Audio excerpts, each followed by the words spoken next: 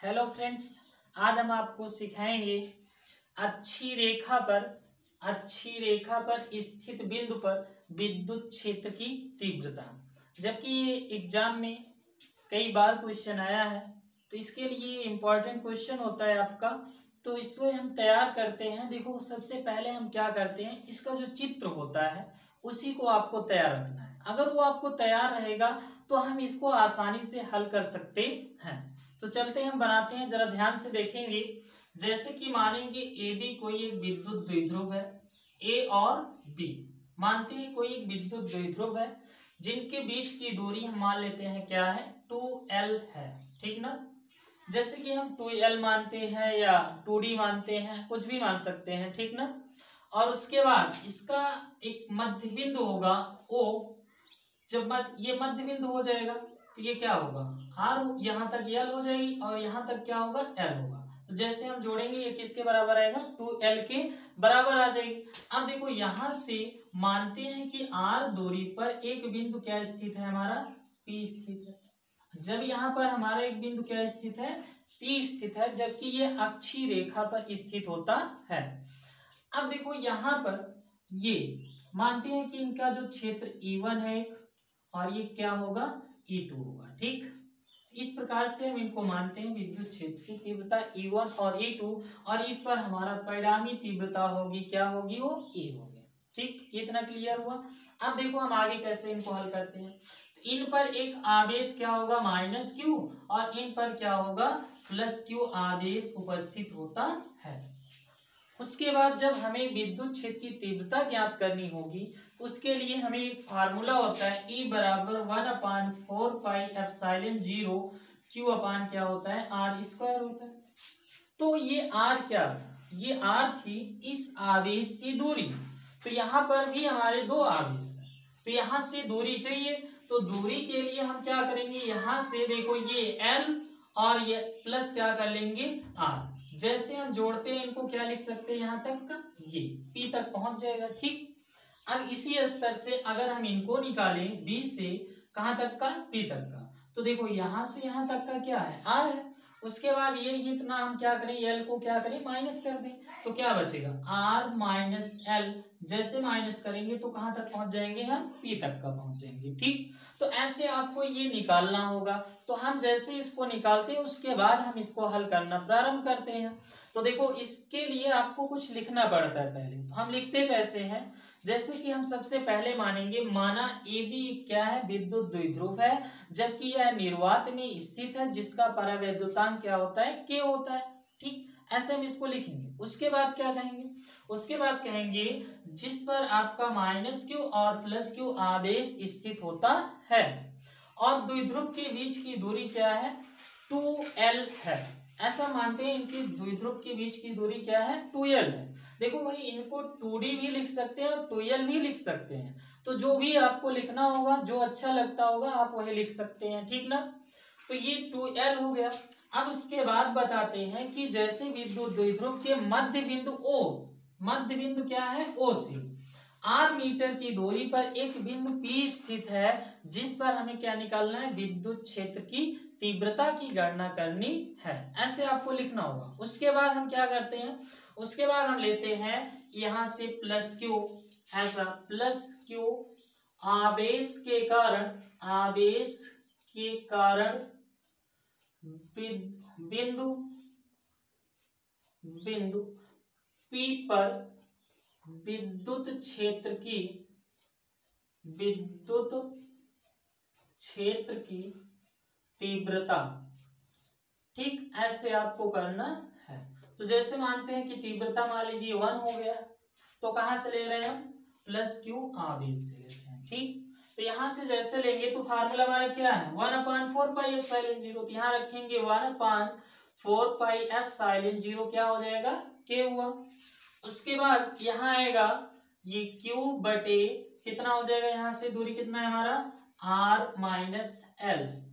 तो यहाँ पर क्या लगा है, होल स्क्वायर लगा है, तो हम भी यहाँ लगा सकते हैं। इस प्रकार से 1 हो गया। अब चलते हैं, हम कौन सा आवेश लेंगे, -Q। तो यहाँ पर आपको लिखना होगा इसी प्रकार जैसे लेंगे -Q आवेश के कारण विद्युत क्षेत्र की तीव्रता किस पर, बिंदु P पर। ऐसे आपको नोट कर लेना है, ठीक। इसी प्रकार जैसे ये लिखे थे वैसे ये भी लिखना है। तो अब चलते हैं, हम क्या मानते हैं, E2 बराबर क्या हो जाएगा, 1/4πε0 के, ये हो जाएगा Q बटे R प्लस क्या होगा, L का होल स्क्वायर। हम इसको ऐसे चेंज कर सकते हैं, ठीक ना जी। परिवर्तन आप जैसे करेंगे आप इनको ऐसे भी लिख सकते हैं, क्योंकि दोनों धनात्मक है तो कोई भी दिक्कत नहीं होती है, ठीक ना। तो चलते हैं अगला, हम क्या निकालेंगे, मान लेते हैं कि जैसे E1 क्या है, बड़ा है, और E2 क्या है, छोटा है। E1 क्या है हमारा, बड़ा है, और E2 क्या है हमारा, छोटा पार्ट है। तो जैसे मानते हैं तो हम क्या निकालेंगे, बिंदु P पर परिणामी तीव्रता। तो जैसे हम तीव्रता निकालते हैं परिणामी, तो क्या होगा, E बराबर होता है E1 प्लस क्या हो जाए, माइनस क्या होता है, E2, ठीक ना। इस प्रकार से आपको निकालना होगा, E बराबर E1 माइनस E2।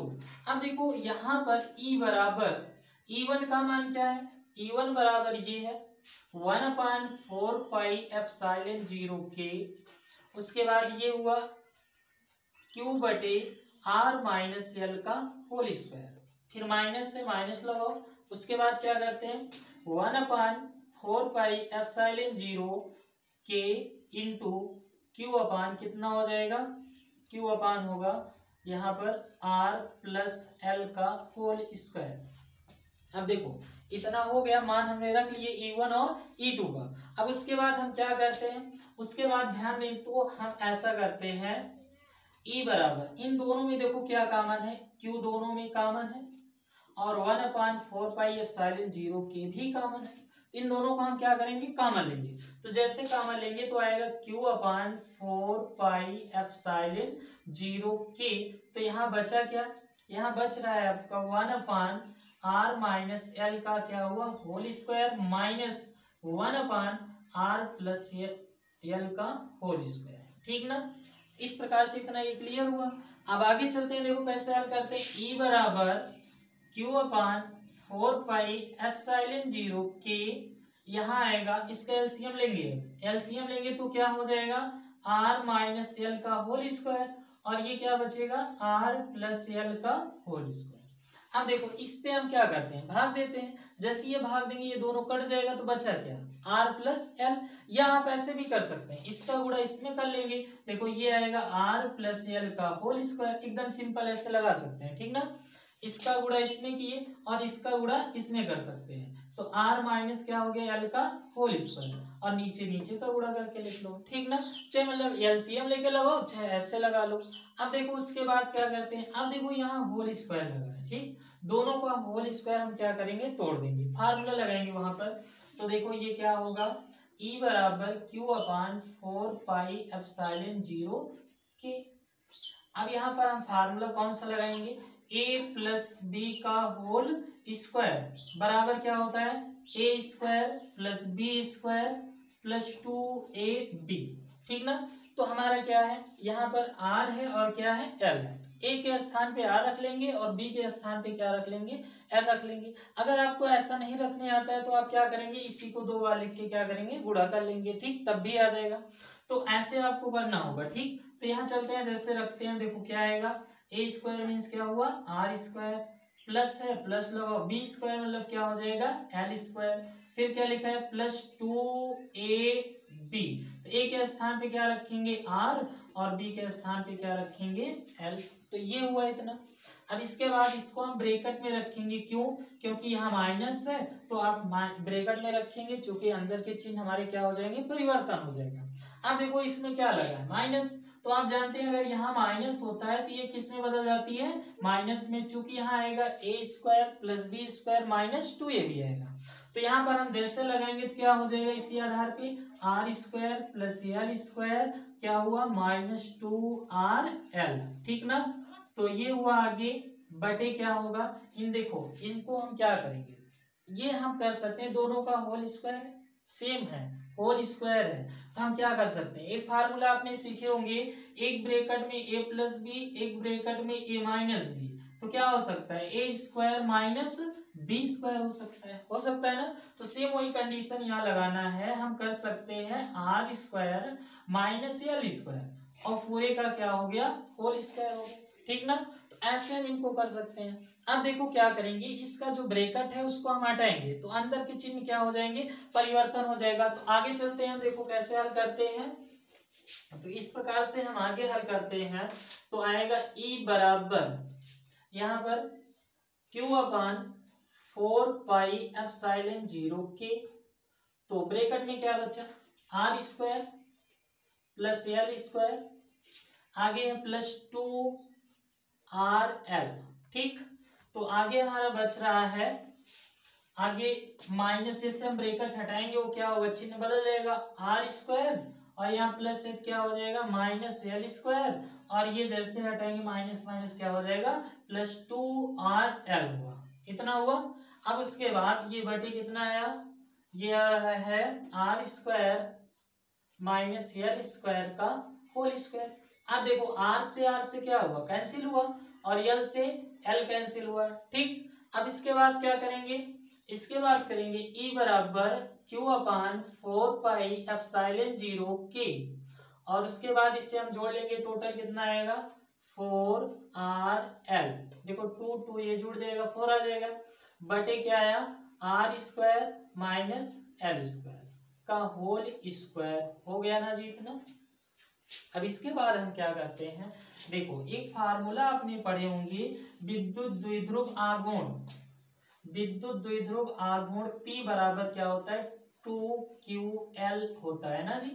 तो ऐसे ये विद्युत द्विध्रुव क्या है, आघूर्ण है P बराबर क्या होता है 2QL होता है। तो इसी स्तर से इनको हम क्या करेंगे, अलग कर लेंगे। देखो क्या आएगा Q अपान 4 पाई एप्सिलॉन 0 के, यहाँ पर हम करेंगे ये 2 हो गया, गुणे कितना कर लेंगे 2, और इस क्यू को यहाँ लगाएंगे Q, और उसके बाद क्या हो जाता है L देखो यहाँ पर आएगा क्या L, और बचा कितना है R, ठीक ना।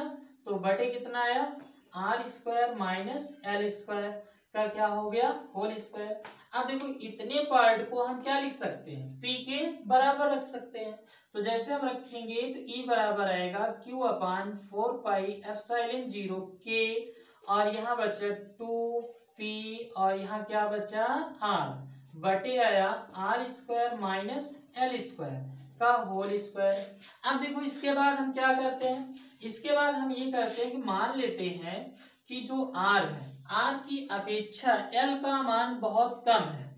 तो जैसे ये R की वैल्यू क्या होगी, ये R की मान बहुत बड़ा होगा और L का मान क्या होगा छोटा होगा, ठीक ना। तो इसके अलावा जो भी आपका पार्ट बनेगा यहाँ, तो आर स्क्वायर का मान और भी कम हो जाएगा।